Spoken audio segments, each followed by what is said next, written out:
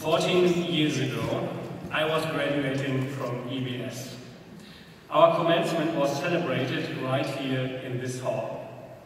I was honored to give the graduation speech. Although I was trained by EBS and its challenging exam periods, that graduation speech let me experience what it means to be really nervous. Today, 14 years later, I realized two things. First, being honored to be with you today at your commencement from one of the best universities in Europe still makes me, let's call it, emotional. Second, I speak the world's most common language, which is bad English. Sorry to all the people, and especially the parents in the room, who do not understand English. An alle Eltern im Raum, die leider kein Englisch verstehen, habe ich eine Botschaft für Sie, und das ist sicherlich die wichtigste von heute. Sie können sehr stolz sein auf Ihr Kind.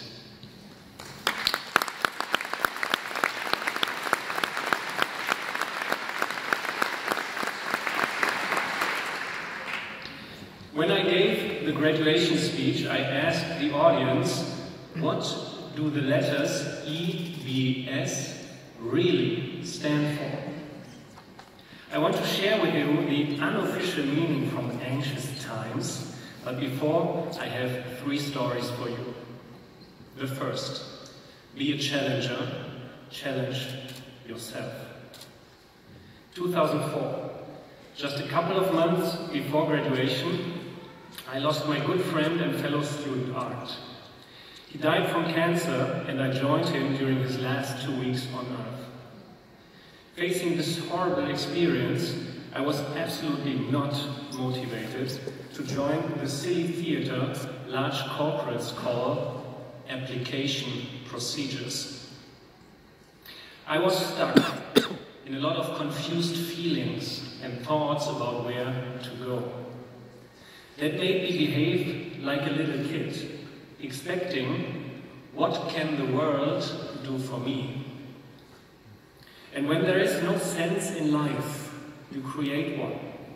I wanted to make a career, be successful, and make money. In that time, I met an alumnus from EBS. We had the idea to start a private equity fund. And that's how I ended up in the financial industry. The problem is that money itself is not the best guide. Because it can lead you into grey-shaded areas where the words value or ethics are foreign words. But I was blinded by money and success until one day everything changed. I saw a doctor for a routine check. Everything was good until he did an ultrasound check of my thyroid. He said, look here, this is your thyroid, and this looks like cancer. And it was cancer. I had a surgery and live now without my thyroid, which works pretty well as long as I get my daily hormone dose. After the surgery, I had some time alone in my hospital room, and something very weird happened. I heard a voice, and it came from inside. But it was not the normal blah blah we have in our head every day. It came from deep inside. I call it my inner voice. And it asked me a simple question. Do you want to live? I don't know if you've ever asked yourself this question. When I was sitting there on your chair 14 years ago, I did. I was just born and lived life to the max.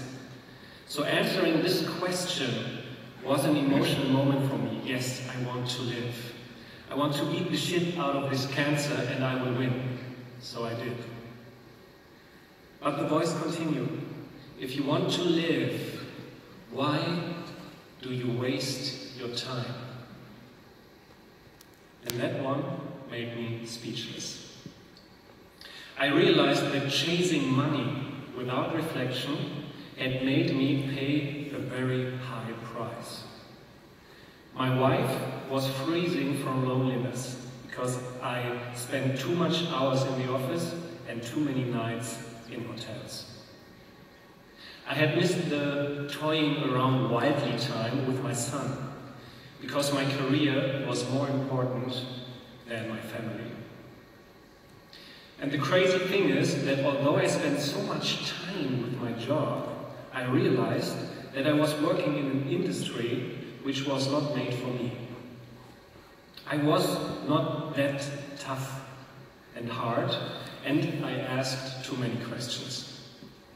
So in short, my whole life was an unintended mess. To get out of this situation, I had to challenge myself. I learned that my body is the only home I cannot change. I already knew, consciously, that lifetime is limited. But now I understood emotionally what that really means. It means you have to find out what you really want in life, and not what others tell you. I started fighting for my wife, and thank God she gave me a second chance.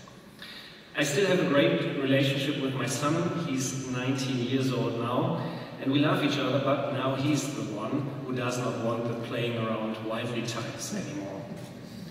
And I had the guts to leave the financial industry, which was pretty tough for me. I started not only a new career, but also a new life. And the most challenging part was to understand that it's not about the question, what can the world do for me? That's part of teenager life. And I'm sorry to confess, that ends for you today. If you want to become a mature adult, you need to take responsibility. And you will find out how that works if you twist the question around and ask yourself, what can I do for the world? Second story, be a challenger, challenge others. We all have a deep need to belong to some kind of herd. I had this need when I was 24, starting my career too. It's like a mental virus. I call it, I want to be liked virus. I want to be liked forces us to weird behaviors. We say words we do not want to say. We do things we do not want to do. And even worse, we do not say a word, and we do not act when we should better have done it. A couple of years ago, I gave a speech at EBS Symposium about courage. A girl approached me, not from EBS, after I was finished. She was confused about her future, and she was standing in the middle of a big, dusty fog. She asked me, what shall I do? Fulfill my parents' dream and make a corporate career? Or follow my own dream? Tough question. I replied, do you already know what your dream is? She said, yes. I would like to start a family and study alongside first and get into working life later. So you already know what you want to do. You should follow your inner voice. The path will become clear when you start walking. She had tears in her eyes when we said goodbye. Realizing that her mental virus is called I want to be liked by my parents gave me goosebumps. 1 year later, this young lady wrote me a message on LinkedIn. She had the courage to follow her inner voice and took action, although it meant to find 1 or 2 conflicts in her family. But the results gave her a deep feeling of satisfaction. She finished her bachelor, so do you. She was married, and she was 4 months pregnant. Her mail ended with saying, thanks for pushing me. Without that, I would not have done it. It does not feel nice to push people, but sometimes you need to do it. Colin Powell once said, taking responsibility sometimes means pissing people off. One day, you will find yourself in a situation where it is the greatest sin of all to remain silent or indifferent. You have to speak up and deliver the difficult message. There's always an elephant in the bush, so be brave and take that elephant out. Challenge others, speak truly, hard on issue, and always, always fair to people. Third story. Be a challenger. Challenge the world. It's good to respect the elders. That's part of our civilization. But respecting someone does not mean to agree with him. Not everything what the elders did and achieved was good. 3 examples. The last male northern white rhinoceros in the world is dead. And thousands of other animals are gone for good. Innovation and technology were not able to stop us raping our planet yet. We as humans still consume more resources than the Earth can provide in the long term. We use plastic everywhere. Animals confuse it with food, so they eat it. And later, when the animal lies on your plate, you will eat that plastic too. We as humans still produce way too much waste.